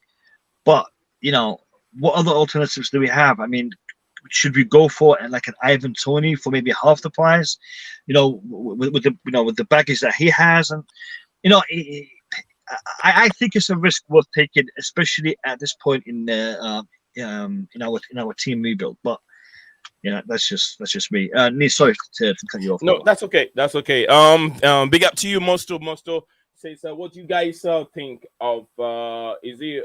What's his name again? Ogata. Yeah, I know Steven's a fan of this guy, so I'll let Steven drop all his minerals on Ogata. So but this is my take on Osimhen. Osimhen is a rig, so is Ivan Toney. If we're going for Ivan Toney half the price right now, you're gonna talk about his wages. Ivan Toney, you're talking about 200,000 a week, which you're going to allow him to sit on your bench for 18 months without playing football, and you be paying him. That's also a risk, although he's proven in the Premier League. Osimhen, my problem with Osimhen is I've watched Osimhen play. He's a little bit better than Erling Haaland. Why am I saying that? Guys, hold on. Let me say what I want to say. If I say better than Erling Haaland, this is what I want to see from Erling Haaland. I'm trying to compare Osimhen, what Osimhen does a little bit that Haaland doesn't do for me. If in my generation, when you're talking about strikers, we're talking about strikers with flair. And I don't see that much from Erling Haaland besides the huge contribution of goals. And that's the only thing a striker has to do is to score goals. But if the goals are not coming, what do? You end up joining the build-up play. His build-up play is not there because probably in Manchester City squad, he doesn't have to sweat. He doesn't have to do that. In midfielders, the De Bruynes, the Gundogan, the Silvers are there to do all those dirty work for him to just score. But I don't know how that is going to stay. Is it part of him? And I know there's other arguments over there that people are saying that Haaland does it better when he was at Molde, when he was at Borussia Dortmund. He has more footwork, but I haven't seen that footwork. And when you talk about the greatest players that have graced this game, Pele, these are players have footworks. R9, Ronaldo that have retired, Brazilian Ronaldo, Cristiano Ronaldo, Lionel Messi, Roberto Baggio, Romario, all these goal scorers, strikers that I'm talking about, Didier Drogba, they have flair and they can score goals. I haven't seen that much from Osimhen. Is Osimhen a guy that can take a player on 1v1? Can he beat a player and score goals? I haven't seen that much from him. All I've been seeing is he's good in the air. He's very, very good in the air. With that one, I wouldn't take away from him. But the goals that I've been seeing from Osimhen are not so exceptional that I haven't seen before, because the Premier in the Italian league, it's a little bit slow. You can score goals because look at Koulibaly. Koulibaly is one of the best defenders in the Italian league. But look how difficult it is even with Chelsea, or even trying to face some pacey defenders in the Premier League. So with Osimhen, like Steven said, it's a huge risk. I don't really want him. But then compare Osimhen and Ivan Toney. Ivan Toney sitting down for 18 months. That's a lot of money being wasted. So I'd rather go for Osimhen and then get rid of Lukaku, get rid of Aubameyang, and then play Broja and Osimhen, if that's the only choice we have. Steven, it's 8 months. You said 18. I thought it was 18 months. No, it's 8. It's till January. Oh, okay. So he's allowed to start training in September, but he can't play games till January. Okay, so before you you get into this guy Ogate, I think he plays for Celtic, right? Or he plays for He's Sporting Lisbon. Yeah, Sporting Lisbon. Yes, the green and white jersey. All right, so we'll talk about him. We'll talk about that player. DJ Saab said Chelsea, Tottenham, Newcastle, Villa, are said to interested in signing Southampton midfielder Ward-Prowse. I don't want him. Why do Chelsea want to sign him? Is it just a clickbait? Ward-Prowse doesn't give you anything but just free kick. I want a free kick taker in our team. We don't have one. But this is what I keep saying. If we're gonna bring someone that is expert in those set pieces, we need someone that can also dominate the midfield at the same time. That is the only reason why I want Neymar. Take away the bad things that whatever Neymar carries with. If we can keep Neymar very fit, I know a lot of people don't want Neymar, but my only reason why I want Neymar is we don't have any free kick expert in our team, and we have to find a player who's good in the midfield, who's also specialized in those set pieces. That is the only reason why I will always love Neymar. Would Neymar come to Chelsea though? Not with no Champions League football. No chance. I mean, if he understands the project, if you want to stay one season without it, wage structure. Yeah, exactly. And the dressing room. You'll fuck up the dressing room. Oh, don't even get me started on that. Exactly. Oh, TK, I'm not saying you are okay. I understand. He says sorry, bro, not clickbait, but Chelsea are interested in Ward-Prowse.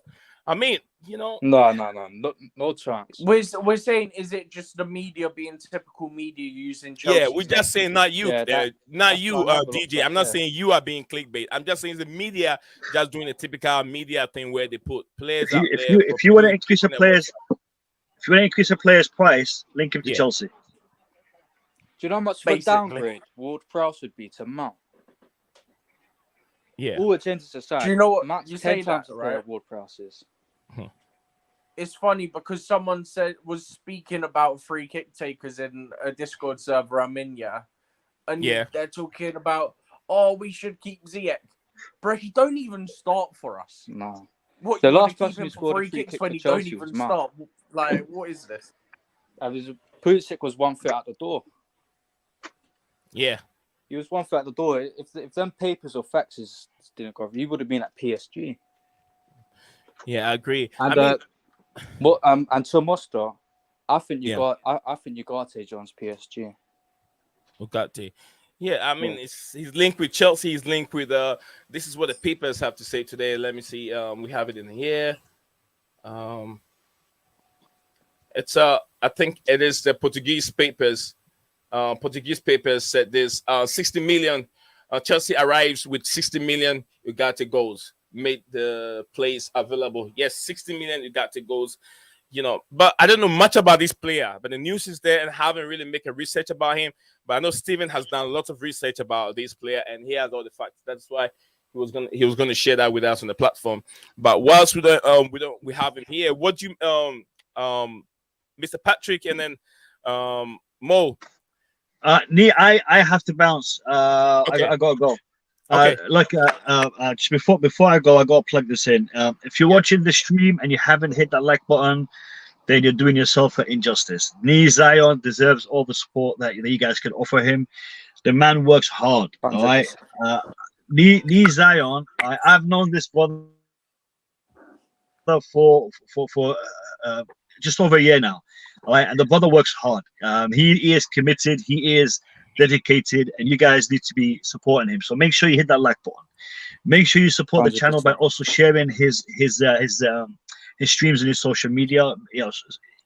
Just hitting that like button isn't enough. If you want to show some true love and true support, share his links on your social media platforms whenever he's live. Show some love. And if you haven't subscribed yet, I don't know what you're waiting for, guys. Subscribe to the Blueclouds Media channel and show some support to another Chelsea channel. We're all one Blueclouds as well. Yeah. I'll do that for you. More, you don't have to say it. I'll take about 2 minutes. I'll do that for you. Don't worry, I got you. I'll share your screen on the platform so everyone that is here listening to the man that is spitting up all the facts, and his knowledge in the football game is also very, very deep. If you want to show some love to him, guys, I was gonna share his stream. I'll share his platform on my other screen for you, so you guys will subscribe to his platform. More. I'll do that for you. Do not worry. I'll do that for you. All right, brothers. Thank you very much, my brother, for hopping on. For having me on. Yeah, I'll speak to you guys later. Take care, guys. Bye-bye. Bye. Bye. All right, so guys, so we're gonna continue with the show as we have a DJ Sab. If you are free, the link is right there. Musto, if you are free, the link is right there. Makeem and Tony, the link is right there. Anyone that is joining the platform or watching the platform at this moment, the link is right there. You can join us here and also let us know what you make of your Chelsea Football Club so far. Before we start with our trivia questions, right there, Steven Ryan is not here at this moment, but I still have Steven. I hope I can get Ryan here. Let me see what Ryan have to say real quick. Steven, can you take us through this Portuguese Sporting Lisbon? Is this Portuguese player, Sporting Lisbon player? He's Uruguayan, but he plays for Sporting. Yeah. Yeah. I don't know what you said before that because my StreamYard's messing up. So I've already been kicked once. Yeah, Gunnar said he had a trivia question. Yes, we're gonna start with a trivia question until probably Ryan join us later on in the stream. Maybe Ryan will join us later on. But I'm gonna start with CFC trivia question. Let me know. Patrick is here. Let us know how good you guys know your football club. We're starting that now. We're discussing Ugarte. We're gonna discuss Ugarte. Steven, I told the stream, the viewers that you've made a little research on Ugarte and it's your fan. So, can you take us to what position that he plays and who is he gonna compete with, and why do you think Chelsea should go for this player? Yeah, so I've not obviously been able to watch loads of him, but I feel like I've seen enough to sort of have some sort of idea. So one thing I'm aware of is apparently what we've done as a club, right, is I think it's due to Poch. He's got them to basically split the defensive mid targets, right? So you've got people who are more like defensively sound, more sort of like destroyer types, and then the type that can also like play passes, stuff like this, a bit more technical, right? Yeah. But yeah, so Ugarte, from what I've seen, he seems to fill more of the destroyer role. So it would help. It would free up Enzo as well to allow Enzo to get a bit more forward, be a bit more creative for us. He's got a release clause, 60 million euros, which is about 52 million British pounds. But I believe we're meant to be both us and PSG are meant to be offering just over the release clause, I think. If I'm not mistaken, it's been stated that it's a dream for him to play in the Premier League, so that should give us an advantage over PSG. But at the same time, PSG can offer him Champions League football. So that's kind of an issue. They can also probably, willingly offer more money than we will offer him. So I guess we'll see how much that dream really is for him. But according to the report, says both clubs are willing to pay the release clause, which is 52 million. It'd be a bit over it. It'll be a bit over it. Okay. Yeah. Like, I think we did similar with Enzo, right? We paid a little bit over so we could get preferable terms. So that it's not all put basically straight away. Problem is, though, FFP put a cap on that, isn't it, to 5 years? On no more amortization, yeah. No more 7-year contracts or nothing. You can't spread it over. I think over it's 5 years. Well, nothing's official on that. I haven't heard anything since they said they're going to do something about it, actually. As in the FFP. As in the FFP. No, I know what you're on about. Yeah, so apparently they're meant to be trying to get it that it's only amortized across 5 years. I believe it would be you're allowed to offer contracts longer than 5 years, but the money only be amortized across 5 years, if that makes sense. Yeah. So you could offer 7 years, but it won't be amortized across the 7. It only be amortized across the 5. Yeah. But I haven't heard anything since February on that, so I don't know what's going to happen with it. So yeah, I've got no clue. But from what I've heard of Ugarte, I know nothing of the player. All I know is his release clause is 60 million. And from what I've heard, he's a bulldog in the midfield. As in, he will go in for he's a passion. He's a very passionate player. as in he'll go and do his nitty gritty. And I think we definitely need more of that at Chelsea. Players that will fight for the badge and give it their all, because we can't see it. We can't see that this season, and we don't need no more mercenaries in our squad. But that's what I've got to say on Ugarte. I feel that. I agree with you 100%. No more mercenary in our team. We don't need that. We don't need that anymore. So yes, guys, you have any more reaction? Anything else you want to say? Let me see what we have here. Big up to you, Guna. Guna said I had the trivia questions. Yeah, you read that one. Makim said Ugarte hasn't got enough size for us. Define size. Define what the size. Yeah, I was like, that's what I puzzled for a second. Size? Yeah, guys, define size. Oh, before all right, before I forget myself, I also have to do this for my brother real quick before I forget myself. Let me do it real quick. So guys, if you haven't seen our brother Blueclouds YouTube channel, I'm gonna share this on my platform real quick. I have two of them, Chelsea Perspective and also Blueclouds. But today I have Blueclouds who was on the platform with us, and then this is the guy over here. He has 11K subscribers, a very very big guy on this industry. His in-depth analysis in terms of breaking down the game, and also his opinion on the game are very very deep. So you can look on his platform and share his recent video, which I saw he does it in his car, hit 1.8k views, which he's a big guy. So yes, guys, a Blueclouds Mo who was on the platform not too long ago, show him some love. Click on the three dots. If you see the comment in the comment section below, click on the three dots, and also go to his platform, subscribe to him, and watch some of his analysis, and also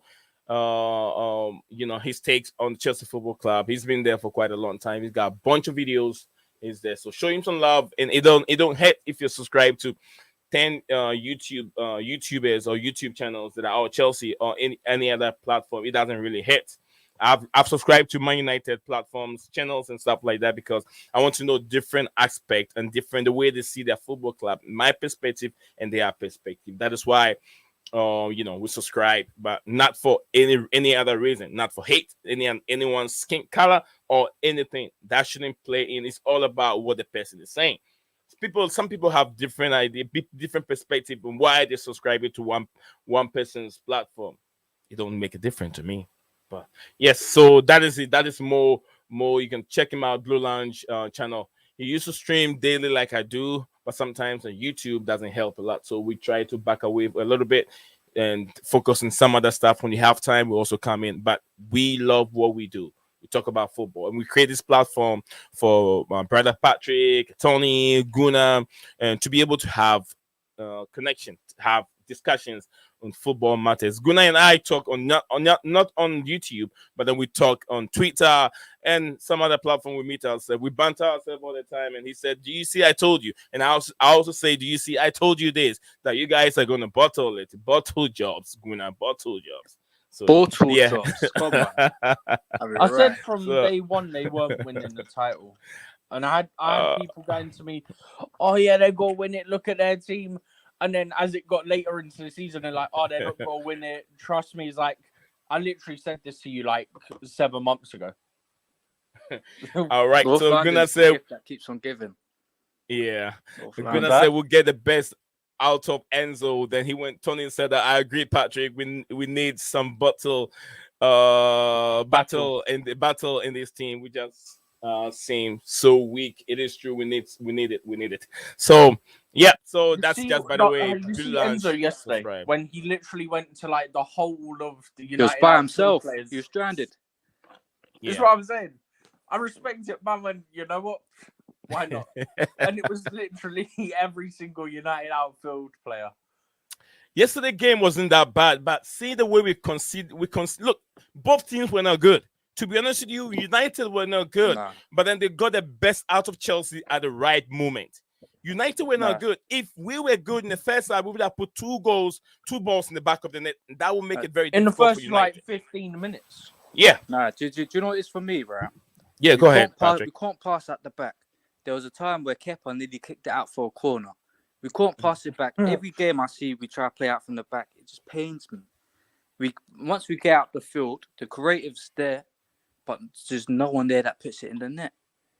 Right. And that's the problem. Every time we try to play at the back, whether it's just painful to watch. Yeah.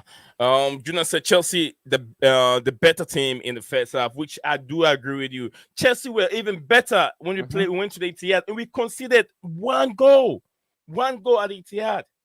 Is it 1 or 2, Stephen? 1. We lost 1. One. Yeah, we went to the Etihad, the champions of the that's the their Premier B League team, though. Yeah, even with their B I didn't team. even see the game. I was so tired. I'd literally missed the game. I'd been up for so many hours before that. I'd missed the game. It's the first game. Mate, you didn't miss much. You didn't miss much.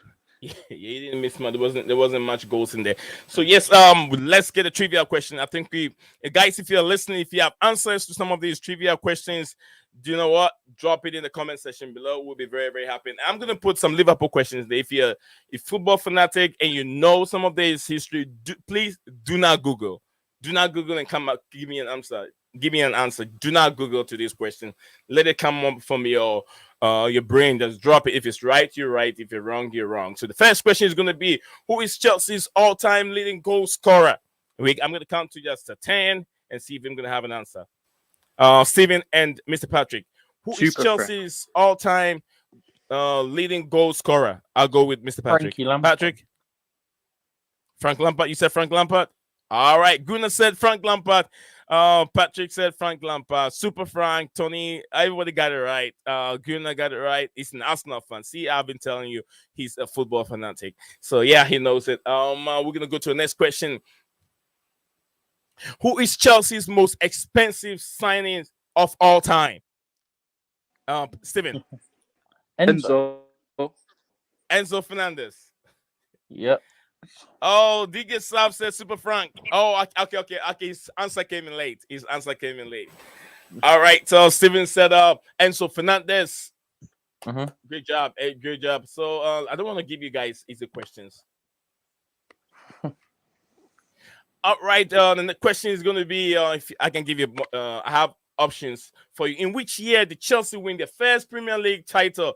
2004, 2005, 1987, 2007, 2006. Patrick. 87. 87. Yeah. You said 87? Oh, no. Right. Hold on. You say Premier League title. All right, Steven. He said Premier League. Premier League title. No. It was the 04-05 season. 04-05 Premier League, yeah. All right, Steven. Yeah, I said it was the 04-05 season. I want one answer. No, that is the season. It's 2004, 2005. I don't want a season. Which year? My question. You see, if it was an examination hall, you're wrong. 2005 then. Which year? Then it would be 2005 because that's when it ended. Okay. I think the answer is 2005. There was no 2004. I tricked Patrick a little bit. I put 1982 in there, and Patrick went for that one before. Yeah, it's 204, 205 season. 205 is the answer. And Tony said 204. Gunnar said 205. Yeah, it's 204, 205. So that season. But I was talking about the year. See, the year was the question. So it's 205. It was a year, but the season was 204, 205.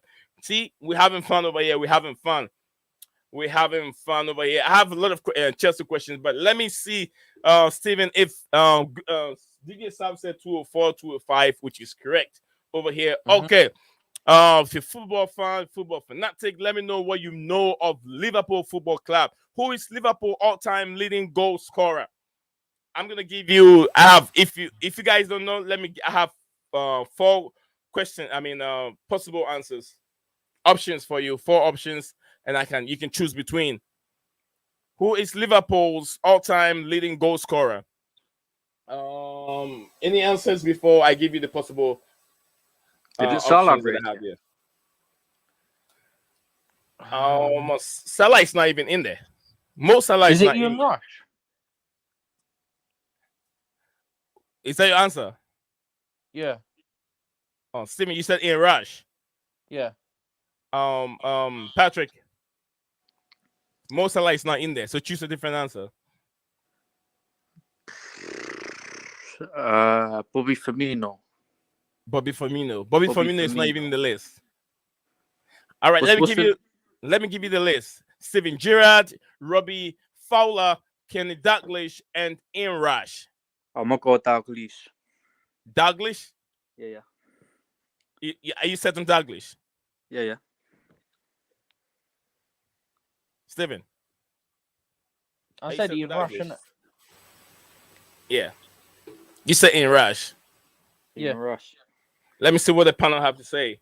The viewers. The chat is on Google. So give me your answer. All right.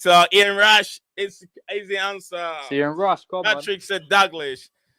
Dalglish is a legend. Dalglish. I think Dalglish won them I think he won in the Premier League, isn't it? Premier League, right? I don't know Liverpool. Yeah, Dalglish won the Premier League. It's all right. We're all having fun. We're learning from that today. So yeah, Ian Rush is the answer. Thank you very much. Makim got it right. Gunnar, did Gunnar get it right? Gunnar is referring me to Google. You know what? LOL. No. That's not what he's doing. He said that the chat is on Google. What chat? The chat, the comments. They're all looking up the answers. Oh, that's what okay. He said. Look, the chat is on Google. All right. So if you're Googling it, then you know that you're cheating the show. You're cheating. Don't cheat. You didn't know it. Cheat. In your conscience, you know you're not giving the answers coming. It's not coming from your head. If you're looking on Google, you're cheating yourself, not me. All right. Okay, that's just by the way. Okay, that's like when you're in school, you know them ones when they know someone's cheating, they're like, "You're only cheating yourself." Yeah, you're cheating yourself. Yeah. All right. The second question is: who holds the record for the most appearances in Liverpool's shit? Who holds the record for the most appearances in Liverpool's shit? And I'm gonna give you guys. Don't Google, guys. Do not Google. Gerrard. Do not Google. All right. So the possible answers are Steven Gerrard, Ian Gallagher, Jamie Carragher, and Ray Clements. Gerrard. Steven Gerrard, man. Steven Gerrard. Yeah, Steven Gerrard. Whenever I think of Liverpool, I think of Gerrard. Steven Gerrard. All right. It's a good tactic, to be fair. Yeah. Let me see what Gunnar said. He says Ian Gallagher. Yeah, Gallagher. Steven Gerrard. Let me check this again because I thought it was Gerrard. I have that in there. Do you not know the answers, Nee? I do, because I know it's Gerrard. But Gunnar said it's Gallagher. Yeah, but I don't think he's on Google. I think he's guessing. He's saying the rest of the chat is on Google. Oh, okay. I think that's what Gunnar, don't spoil the game. No, he's not. He's saying the others are. Oh, what's the answer, Nee? Yeah, it's Steven Gerrard. Steven Gerrard. Yeah, Steven Gerrard. Yeah. Steven Gerrard. So yeah, I'm gonna keep the rest for another time. I'll try, Steven. I'll try and see if we can make at least it looks more interesting today. I'll see if I can make it at least twice a week, or maybe stick to the one a week. I'll see if I can make it twice a week. Maybe Wednesdays. I think Mondays and Fridays will be very good because you got news over the weekends, and then Mondays you pop up with all those highlights over the weekend. Then Friday you come up with whatever went through the rest of the week. And then you have a news going into the weekends. What do you think, Steven? Mr. Patrick? I mean, you guys own the show. You guys have, and also, guys, look, I'll be contacting you guys a little bit. I'm trying to make a little research, in terms of little things that I'm doing. So I might have to have one-on-one with you guys, not live, and then some few questions, so I know where I stand in terms of what I'm doing over here on YouTube. So. Patrick, are you on? You say you're on Discord. Can you join Discord? I have my Discord link right there. No, he said he's not on Discord, didn't he? No, I'm not on it. I can try to join it if. Yeah, join out. We have a group. Ryan, Steven, and other guys. We're on that group over there. We do have we do VC chats almost every day. We do talk about trending news. You will love it because Steven posts a lot of news, trending news, any news that hit the ground, Twitter, it will be on that platform. So if you're not there, you're missing a lot. Let me put my Discord link in there, guys. If you guys message me on Discord, I'll put you into that Discord group, and you guys will love it. We do VC, we do talk about trending news, Lampard, who is coming in and who is going out, transfer deadline days. We sleep on this platform. Steven and I have been sleeping over here before. We even breaking news that Fabrizio Romano couldn't even break it. We broke it before he did. Steven and I will testify to that, and even we have a live video that says we broke that news before Fabrizio Ronaldo. I call him sometimes because all he does is he recycled the news. So yes, he done it this morning. He done it on the Ugarte thing. He's like Chelsea in a race for Ugarte, and then he did the arrow down to his tweet from like 14 hours before. There you go. He did a lot of retweets. What were you saying, Patrick? Yeah, what I'm saying is I don't trust anything that comes out unless it's Chelsea. Until they hold up that shirt, everything's just waffle. You know what it's like in the summertime. Yeah, lots of stuff going ridiculous. around. It's relentless, man, non-stop. Yeah, the Discord is Blueclouds Media, guys. It's Blueclouds Media.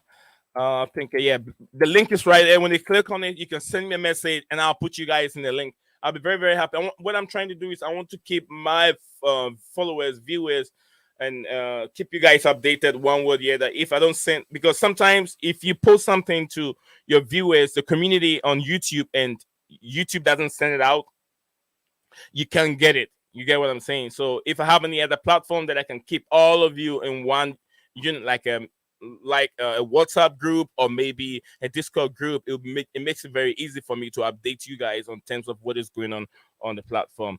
What do you have? Did you have? Okay, let me see this one face. This it's a Pat Jennings. Is it Pat Jennings? What goalkeeper he was to Tony? Tony. Okay, Tony. All right, Tony Tiger. I think he's talking to Tony over here. All right.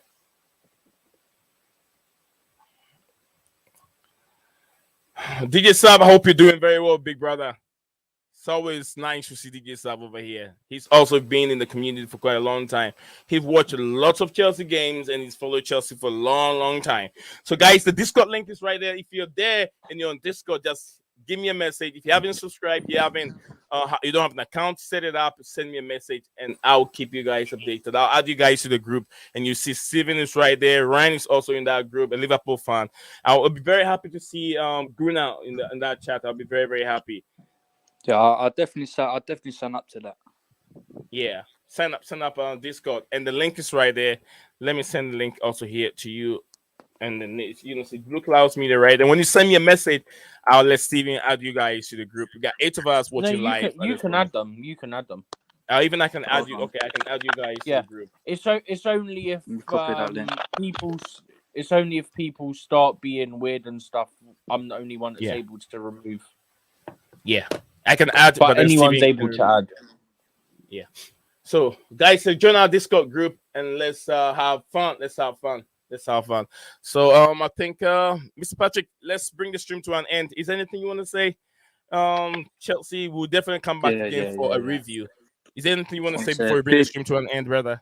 Yeah, I want to say big up TT in the chat, big up DJ Sav, and also shout out to mental health, all those in need. Yeah, and up the Chelsea. Thank you. Patrick, up to Chelsea, it's right there. Join our YouTube group or anything, so you can use that up to Chelsea emoji. It's all down for you. I know you like doing it. So when I started creating those emojis, I said, no, let me do something for Patrick. He likes using the up to Chelsea. Absolutely. Guys, Guna, join our Discord group. Guna, message me. Guna, join our Discord group. I'll be very happy to see you there. Everyone that has been on the platform today, Guna, thank you very much. Dig yourself, much appreciated, brother. Tony, Colton, Tony. All right, Tiger. Okay. Tony, did yourself, everyone, Guna, Mo from the Blue Lounge, and also Mosto. Big up to you. I123, love you. Much appreciated for joining our platform here and spending time with us. And also before Sevenans, I'm sure that's the name. Big up to you for coming on the platform. Then Kim So did not last long, but I thank you, Kim So, for hopping on. It's all about Makeem. Also, big up to you, Big Makeem. And who am I missing? Mr. Ryan. Mr. Ryan was very busy. Thank you very much, Mr. Ryan. And then Big Steven, my co-host, and then another co-host Stavy. of the day. Yeah, Stav also. Yeah, we saw Stav Stavy, for a man. little bit. Stav. Stav. Yeah. You missing him? Yeah, man. It's been a while since Stav came on. Yeah, it's been a while. I Maybe hope he's doing. Maybe next week.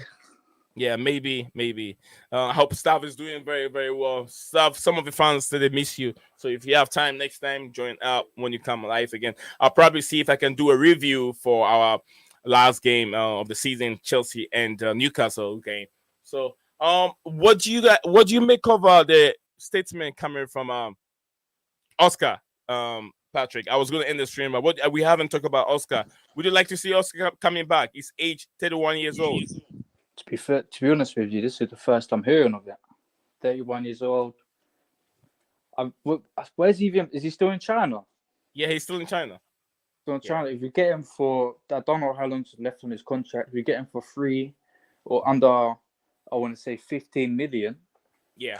If it's over 15 million, I'd forget it. Like, it's been so long since I've heard his name, and I think we've got more important things to focus on. With Nkuku coming in, that's your attacking mid sorted. You know, I think we need a keeper, we need a DM, and we need a 9. There's no point focusing on other things until they're sorted. Do you agree with Kim So? He said Oscar walked into this team. If Mount left, Felix was on loan, and then Nkuku wasn't coming in, maybe. But I think if you don't sign any other attacking mid and you sell Mount and Kai, I think it'd be good coming in. But like I said, not over 15 million. Okay. All right. Thank you very much, Mr. Patrick, for joining us here. I really, really appreciate it. And also, Kim So, big up to you. Hope you are doing well. And I'll see you guys again next time we stream. I always say Leo Desperando's. Patrick, be in the backstage for a second before the streaming. Don't leave the stream, Kim So. I mean, Patrick, don't leave the stream. Be behind there. Now I'll talk to you after the stream ends. Okay. We'll see you guys again next time we stream. Leo Desperando's, like I always say, hang on to hope. Bye-bye. What's up, guys? Welcome back to Blueclouds TV.